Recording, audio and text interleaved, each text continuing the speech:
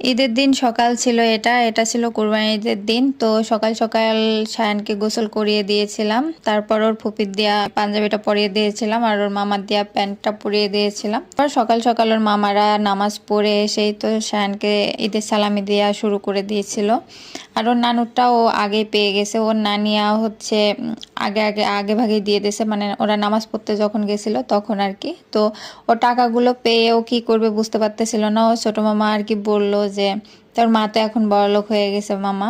তো যাই হোক, এটা ছিল আমাদের কোরবানির খাসি। তো পাশের আর কি চাচাতো ভাই, এই চাচাতো ভাই আর কি সায়ানের মাথাটা বুলিয়ে দিচ্ছিল খাসির সাথে। আমার ছেলেকে যে গোসল করিয়ে দিয়েছিলাম, তারপর মানে 10 মিনিটও যাইতে পারে নাই, 3-4টা আচার খেয়ে কাদা মাখিয়ে অবস্থা খারাপ করে ফেলছে। তো কাদা মাখা অবস্থায় আর কি আমি ভিডিও ক্লিপস গুলো নিচ্ছিলাম, সারা জীবনের জন্য একটু স্মৃতি হয়ে থাকে। তো এই কারণে আর কি এখানে ফুফাতো ভাই আছে, চাচাতো ভাই আছে, তো ওরাই আর কি হেল্প করে দিচ্ছিল। প্রতি বছর কিন্তু আব্বুই কোরবানিটা দেয়, তো আব্বু কিন্তু এই ব্যাপারে এক্সপার্ট আছে। তো আমাদের এ যাবৎকাল যত কোরবানি দেওয়া হয়েছে আমার আব্বুই কিন্তু দিয়েছে, বাইরে থেকে কোনো কষাই বা কোনো কিছু ডেকে আনা হয়নি। তবে আগে একটু মানে গোশ বানানো একটু কষ্টসাধ্য ব্যাপার হয়ে যায় তো ওদের জন্য, এখন আগের থেকে অনেকটাই ইজি হয়ে গেছে আব্বুদের জন্য।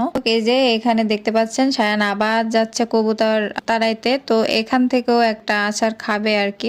ও অনেক বেশি এক্সাইটেড হওয়ার কারণে আর কি দৌড় দেয় জোরে করে। তো তারপর কি হয়, ও আচার খেয়ে কাদামাটি মেখে অবস্থা খারাপ করে ফেলে।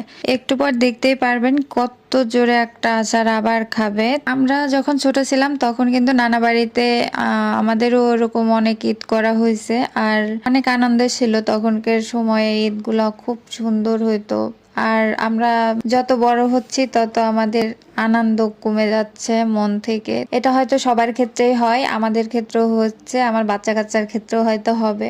আমার বিয়ের পরে বেশিরভাগ ঈদই কিন্তু আমি শ্বশুর বাড়িতে কাটিয়েছি, এবং অনেকে হয় না যে ঈদের দিন বিকালে বাবার বাড়িতে আসে, ভাগ্যে আর কি সেটাও জোটেনি, কারণ বেশি দূর বিয়ে হওয়ার কারণে দেখা গেছে যে ঈদের দিন বিকালে আমার আসা হয়নি।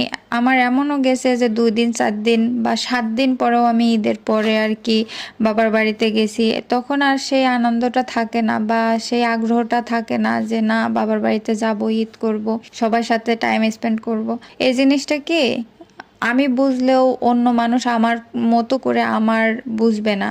তো যেখানে আমি ঈদ করি সেখানকার মানুষ আসলে এই জিনিসটা বোঝেই না যে না ওরও একটা মন আছে, ওরও মা বাবার সাথে থাকতে মন চায়। আমাদের সমাজে কিছু মানুষ আছে শুধু নিজের স্বার্থটাই বোঝে, তো এরা আর কি এরকমই। তো আজকের ভিডিওটা কার কেমন লাগলো অবশ্যই কমেন্ট করে জানাবেন, আর সবাই ভালো থাকবেন। আল্লাহ হাফেজ।